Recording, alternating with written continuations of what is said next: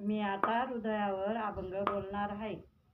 हृदयी घ्यावे नाम, कशाला फिरतो चारी धाम. हृदयी घ्यावे नाम, कशाला फिरतो चारी धाम. चारी धाम, चारी धाम.